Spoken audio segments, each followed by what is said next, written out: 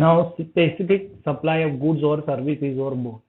That means if there are certain goods or services or both, if it is supplied, then it is whatever GST paid on it, that is totally blocked under section 17, subsection 5. So in this slide, we will discuss what are the different types of goods or services. If it is provided, then whatever GST paid on it is totally blocked. The following supply of goods or services or both are covered in this category of block credit. Say for example, if food and beverages, outdoor catering, beauty treatment, health services, cosmetic and plastic surgery, leasing, renting or hiring of motor vehicles, vessel or aircraft referred to in previous cases except when used for the purpose specified therein, life insurance and health insurance. So these all things are totally blocked.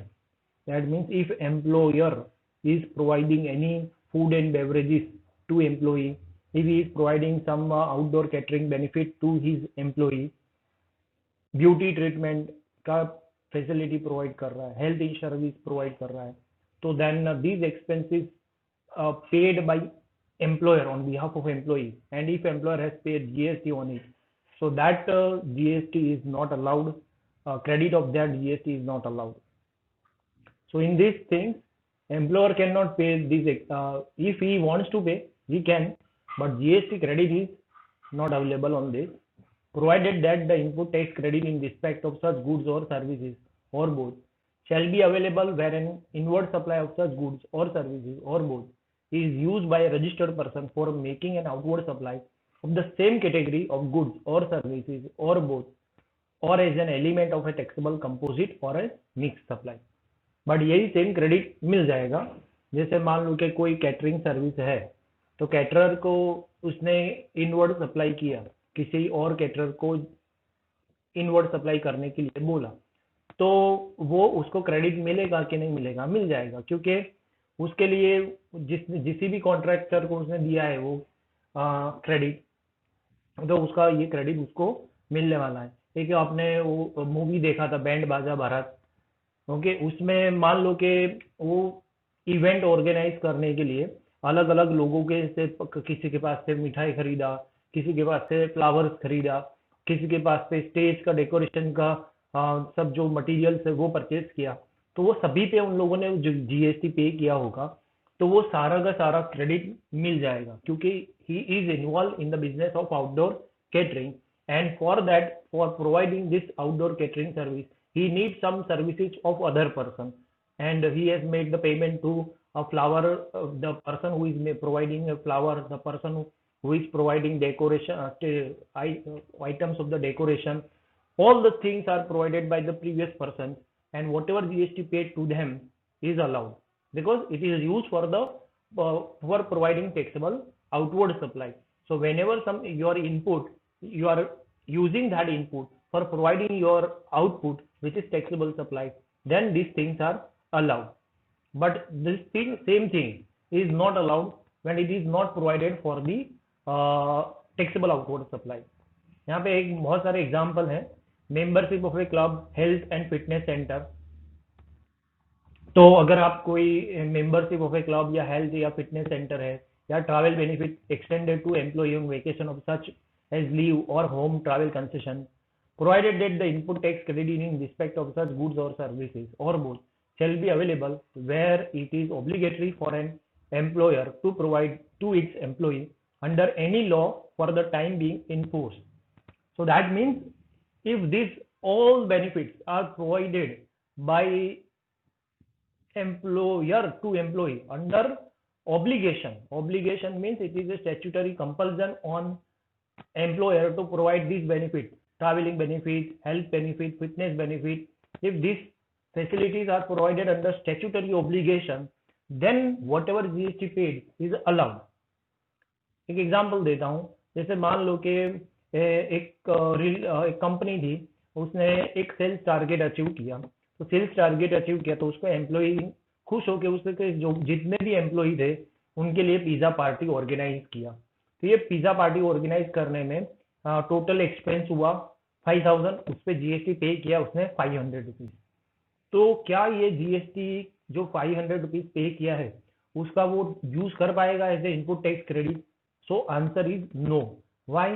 Because to provide pizza party is not come under the statutory obligation of a employer. So that is why ITC, whatever GST paid on it is not allowed. Same way, ITC on such goods or services is allowed when used for, जैसे food and beverages, for making an outward taxable supply of the same category of goods or services or both. If you are using some food and beverages to provide some, जैसे मैंने अभी आपको band बाजा बारात का example दिया और उसमें आपने आउटवर्ड सप्लाई किया है और वो आपने कैटरिंग का कॉन्ट्रैक्ट लिया और किसी से फूड एंड बेवरेजेस लिया और वो सारा का सारा पे आपने जीएसटी पे किया, तो as a caterer you will get the credit of the GST. An element of an taxable composite or a mixed supply, employee under a statutory obligation. So because as a it is a statutory obligation to provide as an element of a taxable composite or mixed supply. यानी अगर आप taxable या composite supply है, यानी आपने कोई चीज provide किया या तो ये कंपोजिट सप्लाई और मिक्स सप्लाई. आपको पता है what is composite supply and what is mixed supply. Composite supply means they are naturally bundled, two or more things simultaneously provided, naturally bundled, then it becomes composite supply. And mixed supply means two or more things but they are not provided simultaneously, but they are not naturally bundled, so we can say that it is a mixed supply. So if you are providing food and beverages under a composite supply or mixed supply, then ITC is allowed.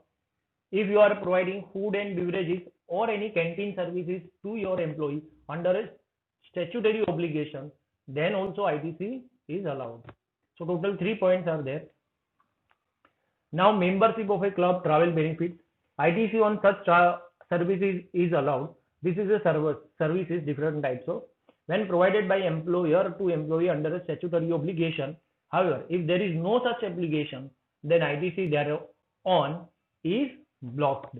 यानी अगर ऐसा कोई obligation नहीं है और ये membership of a club या travel benefit ऐसा कुछ भी प्रोवाइड किया है तो फिर उसको ये बेनिफिट नहीं मिलने वाला, बिकॉज ये उसने स्टैट्यूटरी ऑब्लिगेशन में प्रोवाइड नहीं किया है. तो कोई भी चीज अगर स्टैट्यूटरी ऑब्लिगेशन के हिसाब से पे किया जाता है तो उसका आईटीसी मिल जाता है. But if it is not provided under a statutory obligation then ITC is not allowed. यहाँ पे एग्जाम्पल दिया है, Shyam limited is engage in providing outdoor catering service and the company has used input for the same. ITC is allowed for Siam Limited because उसका वो business भी है, catering service provide करना वो बिजनेस है और उसने जो भी आगे वाले पर्सन से जो भी वो कैटरिंग सर्विस प्रोवाइड करने के लिए जितना भी जीएसटी पे किया होगा तो श्याम लिमिटेड को उसका क्रेडिट मिल जाएगा. We are not talking about the company, we are talking about the Shyam limited. Another example, a company has set up a canteen in its factory as a statutory obligation under Factories Act 1948. The company has availed outdoor catering service to run the canteen. The ITC on such outdoor catering is allowed. Now in this example, one factory has set up a canteen in factory itself. Now to run this factory, he will spend some expenses on food, beverages, snacks and all these things. And he has to pay some GST on the expenses incurred by the factory. So now in this case, whatever GST paid is allowed as a ITC or not? Answer is yes, because now it comes under the statutory obligation of the Factories Act 1948 that you have to provide canteen services to your employee. So that is why whatever GST paid on it, that is available as a credit, because now you are providing under a statutory obligation. So very simple, if any service is provided by employer to employee under statutory obligation, then ITC is allowed. But if it is not provided under statutory obligation, then ITC is not allowed. ABC Limited, a manufacturing firm, purchase food packets for its employee from outside caterer. ITC is not allowed because यहाँ पे कोई outside caterers के पास से purchase तो किया है, but यहाँ पे ऐसा कोई कंपलसरी नहीं था एबीसी लिमिटेड के लिए, कोई स्टैट्यूटरी ऑब्लिगेशन नहीं था कि फूड पैकेट अपने एम्प्लॉई के लिए परचेज किया है। यहाँ पे कोई ऐसा क्लियर कट इंडिकेशन नहीं दिया कि ABC limited has purchase food packets for his employee under the statutory obligation. So now in this case whatever GST paid, ITC of it is totally blocked under section 17 subsection 5। मैंने आपको अभी ही pizza थोड़ी देर पहले pizza का example दिया था। Now next example, Mr. X has paid 40,000 subscription to Golden Gym for upkeep of health of his employee. So here also it is ITC not allowed because अगर कोई एम्प्लॉई को provide कर रहा है कोई सर्विस, एम्प्लॉयर के द्वारा कोई भी सर्विस प्रोवाइड हो रहा है, क्योंकि वो गोल्डन जिम का उसने क्या किया, सब्सक्रिप्शन पे कर दिया। अब ये अंडर स्टैट्यूटरी ऑब्लिगेशन यहाँ पे भी नहीं था, तो यहाँ पे गोल्डन जिम का जो भी सब्सक्रिप्शन पे किया है 40,000, मान लो कि उस पर 10% 4,000 जीएसटी हो रहा है, तो उसका क्रेडिट मिलेगा? नहीं मिलेगा। तो गवर्नमेंट ने ऐसा बैन क्यों किया? उसका लॉजिक ये है कि कई बार क्या होता है कि वो अपने एम्प्लॉय को बोल देगा कि जाओ आप जिम में तो जा ही रहे हो ना, तो आप जो भी एक्सपेंस पे करो ना उसका बिल है ना मेरे नाम पे कर देना। तो एम्प्लॉयर का वन वैसे भी मान लेगा कि फर्क तो कोई नहीं पड़ता, देखो मेरे नाम पे बिल बने या आपके नाम पे बिल बने कोई फर्क नहीं पड़ता। तो वो क्या करेगा, एम्प्लॉयर के नाम पे बिल बनवा देगा। जिम में वो जा रहा है, पैसा भी वो पे कर रहा है, एम्प्लॉयर पे नहीं कर रहा है, बट बिल एम्प्लॉयर के नाम पे बनाएगा तो एम्प्लॉयर क्या करेगा, उसका वो क्रेडिट ले लेगा जो भी टैक्स पे किया था। तो गवर्नमेंट ने क्या किया, इसको ब्लॉक कर दिया है कि ये सब नहीं चलेगा। इसलिए if it is a statutory obligation on the employer to provide any services to employee, then only you will get the credit. But if it is not a statutory obligation and if you are providing anything, any items like food, beverages, outdoor catering service, beauty treatment, health services, cosmetic and plastic surgery, leasing and renting or hiring of motor vehicle, vessel or aircraft referred in above, तो ये ऐसा कोई भी facility provide करते हो, जैसे आपने अपने एम्प्लॉय को एक, जैसे उसको बाहर जाना है जैसे घूमने के लिए, और आपने उसको कार हायर करके दे दिया और उसका पूरा एक्सपेंस आप बेयर कर रहे हो, उस पर जीएसटी भी आप ही पे कर रहे हो, तो क्या वो जीएसटी का क्रेडिट आपको मिलेगा? आंसर इज नो, बिकॉज वो कार प्रोवाइड करना हायरिंग बेसिस पे उसका स्टैट्यूटरी ऑब्लिगेशन नहीं था। तो आपको ये समझना है कि गवर्नमेंट ने इसको ब्लॉक क्यों किया है, क्योंकि इसका मिस यूज ना हो इसलिए। Now next example, Arun a caterer of Mumbai has been awarded catering contract in a grand birthday party to be held at Pune. Arun has given the contract for supply of food article to be served in the party to a local caterer of Pune, Mr. Bhanu. ITC on such outdoor catering service availed by Arun is allowed. Now in this case, ITC is allowed.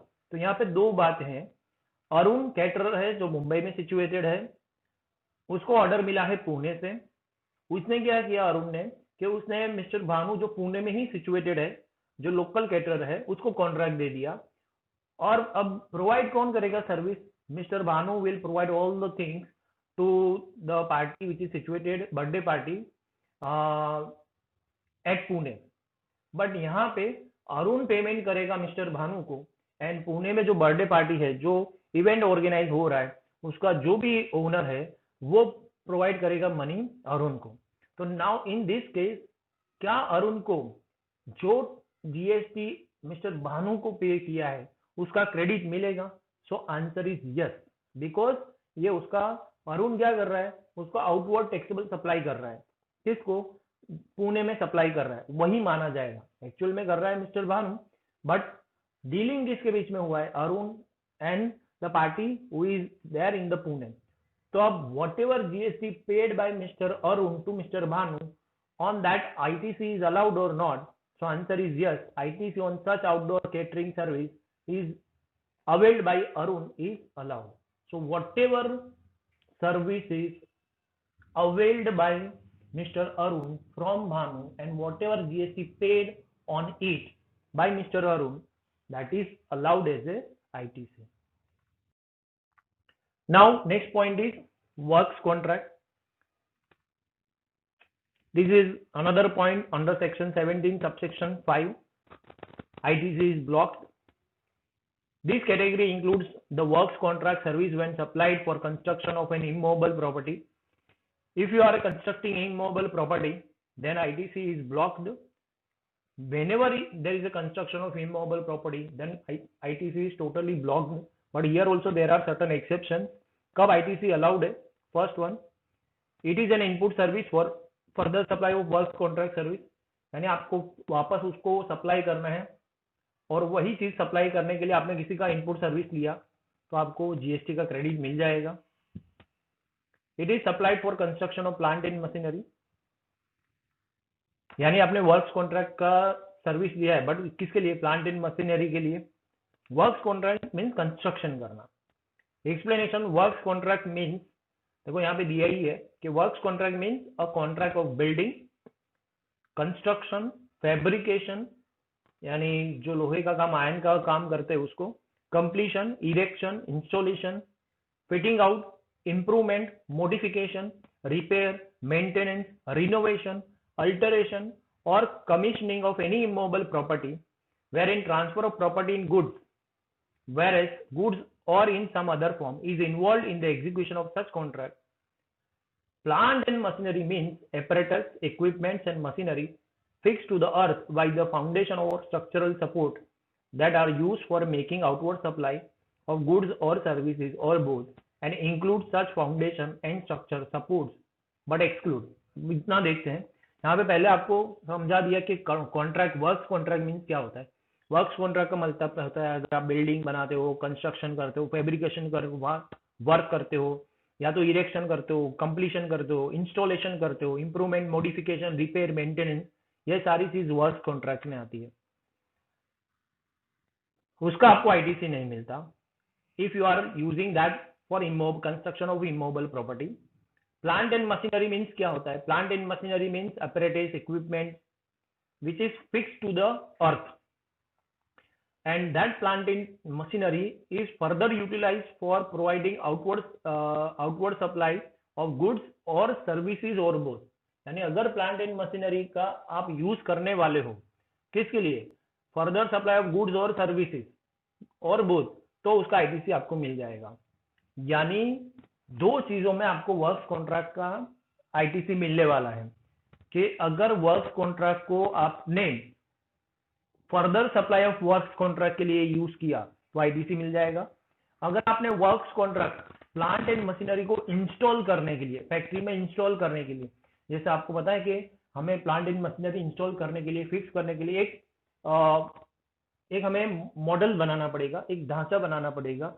उस पर हमने उसको रखा है और उसके लिए हमने किसी को कॉन्ट्रैक्ट दिया कि आप इसका बराबर फिक्स करके दो, ये मशीनरी हमको लैंड से अटैच करके दो, and for that we have paid the money, and plant and machinery will be utilized for the further supply of goods और सर्विसेज और बोथ. तो in this case whatever expenses or whatever GST paid on fixing the plant and machinery to the earth to a contractor, it is allowed. अगर आपने उसको GST पे किया है तो जो भी जीएसटी आपने पे किया है वो अलाउड है, बट प्लांट एंड मशीनरी के लिए, क्योंकि यहाँ पे बहुत सारी चीजें एक्सक्लूड किया है. बट अगर आपने वही जीएसटी आपने पे किया है लैंड एंड बिल्डिंग परचेज के लिए, जैसे कोई फैक्ट्री एस्टेब्लिश करना है बट आपने उसके लैंड परचेज किया और ब्रोकर को आपने कुछ जीएसटी पे किया है तो उसका आईटीसी नहीं मिलेगा. और कोई अदर सिविल स्ट्रक्चर, यानी आपने फैक्ट्री शेड लगाया, या तो फिर आपने ऑफिस में पूरा ऑफिस बिल्डिंग कंस्ट्रक्ट किया, या तो फिर ऑफिस में आपने कुछ रिनोवेशन करवाया, वो सारा का डिसअलाउ हो जाएगा. तो यानी ये सिविल कंस्ट्रक्शन कुछ भी किया तो अलाउड नहीं होगा. कब अलाउड होगा? जब वो फर्दर सप्लाई के लिए यूज किया तो, या तो वो प्लांट एंड मशीनरी को फिक्स करने के लिए अगर आपने किसी को वर्क कॉन्ट्रैक्ट में जीएसटी पे किया है तो. फिर टेलीकम्युनिकेशन टावर एस्टेब्लिश करने में, फैक्ट्री में जैसे मान लो कि फैक्ट्री बहुत रिमोट एरिया में है और वहां पे टावर नहीं आ रहा है, तो आपने टावर एस्टेब्लिश कर दिया, टेलीकम्युनिकेशन टावर, और उसके लिए आपने जीएसटी पे किया, तो क्या उसको जीएसटी उस पे आईटीसी मिलेगा? तो उस पे भी नहीं मिलेगा टेलीकम्युनिकेशन टावर एस्टेब्लिश करने में. जैसे pipeline laid out the factory premises, in the factory premises, यानी आपने कोई पाइपलाइन बनाया है फैक्ट्री प्रेमाइसिस में, तो क्या उसका क्रेडिट मिलेगा? नहीं, उसका भी क्रेडिट आपको नहीं मिलने वाला। बिकॉज सिंपल है, क्योंकि ये पाइपलाइन भी वहां पे outside, laid outside the factory. यहाँ पे laid outside the factory is important. यहाँ पे वर्ड लिखना रह गया है कि अगर आपने पाइपलाइन आउटसाइड दी फैक्ट्री लगवाया है, तो वो वहां पे भी उसका भी आपको बेनिफिट नहीं मिलने वाला। यानी आप फैक्ट्री के बाहर पाइपलाइन लगवा रहे हो, या टेलीकम्युनिकेशन टावर एस्टेब्लिश कर रहे हो, या लैंड एंड बिल्डिंग और एनी अदर सिविल स्ट्रक्चर आप एस्टेब्लिश कर रहे हो, तो आपको उसका बेनिफिट नहीं मिलने वाला। Construction includes reconstruction, renovation, addition or alteration on repairs to the extent of capitalization to said immobile property। अगर ये इमोबल प्रॉपर्टी में आप कंस्ट्रक्शन का मतलब समझाए वापस आपको, कंस्ट्रक्शन मीन्स नया बिल्डिंग ही बनाना ऐसा नहीं होता। Reconstruction, renovation, addition, alteration, repair to the extent of capitalisation to the said immovable property, वो सारा कंस्ट्रक्शन के मीनिंग में आ जाता है।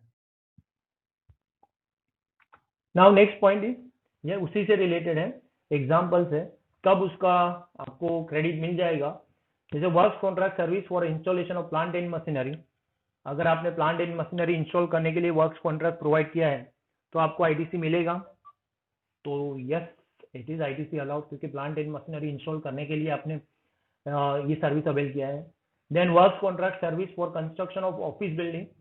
क्या ऑफिस बिल्डिंग के लिए आपने वर्क्स कॉन्ट्रैक्ट दिया है, तो उसका आईटीसी नॉट अलाउड है। मैंने पहले ही बताया था, कोई भी सिविल स्ट्रक्चर आप बना रहे हो, तो उसके लिए जो भी जीएसटी पे करोगे, उसका क्रेडिट नहीं मिलेगा। कोई फैक्ट्री का ओनर है, उसने अपना ऑफिस बिल्डिंग बनाया और उसके लिए कॉन्ट्रैक्टर को जीएसटी पे किया, तो वो सारा का सारा डिसअलाउ हो जाएगा। Goods use for setting up telecommunication tower being immovable property. Telecommunication tower establish करने के लिए आपने किसी को वर्क कॉन्ट्रैक्ट दिया, टेलीकम्युनिकेशन टावर भी सेटअप करने के लिए वर्क्स कॉन्ट्रैक्ट तो देना पड़ेगा ना, तो ही वो सेटअप करके देगा। तो उसके लिए भी जो भी आपने जीएसटी पे किया है वो डिसअलाउड हो जाएगा। Works contract service provided by sub contractor to the main contractor. अगर कोई सब कॉन्ट्रैक्टर ने मेन कॉन्ट्रैक्टर को वर्क्स कॉन्ट्रैक्ट दिया है, so in this case ITC कब अलाउड होता है और कब नॉट अलाउड है। कि आईटीसी कब अलाउड है, to the contractor in respect of service of the sub contractor. यानी जो मेन कॉन्ट्रैक्टर है, उसने सब कॉन्ट्रैक्टर को जितना भी प्रोवाइड किया है amount of GST, that is allowed for the main contractor, because it is provide, main contractor उसको क्या करेगा, आउटवर्ड सप्लाई करने के लिए यूज कर रहा है, और उसने जो भी सब कॉन्ट्रैक्ट दिया है, जिसको भी, उसको जो भी जीएसटी पे किया है, वो सारा का सारा अलाउड हो जाएगा। And when ITC not allowed to the client of the contractor in respect of services of the contractor. But वो वही सेम मेन कॉन्ट्रैक्टर जो है, वो अपने क्लाइंट को ये बिल्डिंग बना के दे रहा है, तो वो डिसअलाउ हो जाएगा। यानी आपको यहाँ पे क्या समझ में आना चाहिए कि कब उसको अलाउ किया एंड कब उसको डिसअलाउ किया। जैसे मेन कॉन्ट्रैक्टर को जो भी अमाउंट पे किया है जीएसटी को टू सब कॉन्ट्रैक्टर, वो अलाउ कर दिया। बट वही मेन कॉन्ट्रैक्टर को जो सप्लाई किया है, उसने फर्दर सप्लाई किया है टू हिज क्लाइंट, तो फिर वो डिसअलाउ हो जाएगा, क्योंकि वो सब कॉन्ट्रैक्टर के लिए वो फर्दर सप्लाई हो जाएगा, आउटवर्ड सप्लाई हो जाएगा। Now next point is input and input services for construction of immovable property. If you are using any input and input service for construction of immovable property, so goods or services or both received by a taxable person for construction of immovable property other than plant and machinery on his own account, involving when such goods or services or both are used in the course or furtherance of the business। यानी यहाँ पे भी आपको construction का मतलब बता दिया। तो कंस्ट्रक्शन मीन्स क्या होता है, reconstruction, renovation, addition, alteration, repairs, वही। एग्जाम्पल क्या दिया है, जैसे goods purchase and use for construction of office building and goods use for construction of residential building. तो ये सारा आपने इमोबल प्रॉपर्टी बनाने के लिए आपने ये गुड्स यूज किया है। यानी कोई भी immovable property except plant and machinery, अगर वो बनाने के लिए आपने जो भी गुड्स एंड सर्विस अवेल किया है किसी और के पास से, वो सारा पे जो भी जीएसटी पे किया है, वो सारा का सारा ब्लॉक है under section 17 sub section 5। Why? Because उसको इमोबल प्रॉपर्टी है। But immovable property plant and machinery, और ऐसा प्लांट एंड मशीनरी की जो further supply of goods and service में यूज होने वाला है। जैसे मान लो कि किसी ने ऑफिस बिल्डिंग के लिए किसी को वर्क्स कॉन्ट्रैक्ट दिया, तो उस पे जो भी जीएसटी पे किया है वो डिसअलाउड है। और रेसिडेंशियल बिल्डिंग बनाया, उस पे जो भी जीएसटी पे किया है वो भी डिसअलाउ हो जाएगा। तो इस तरह से आपको ये समझना है कि आपने इमूवेबल प्रॉपर्टी बनाने के लिए जो भी आपने input and input service use किया है वो भी डिसअलाउ हो जाता है। Thanks for watching my video. Do like and subscribe my YouTube channel. Thanks for watching my video. Do like and subscribe my YouTube channel.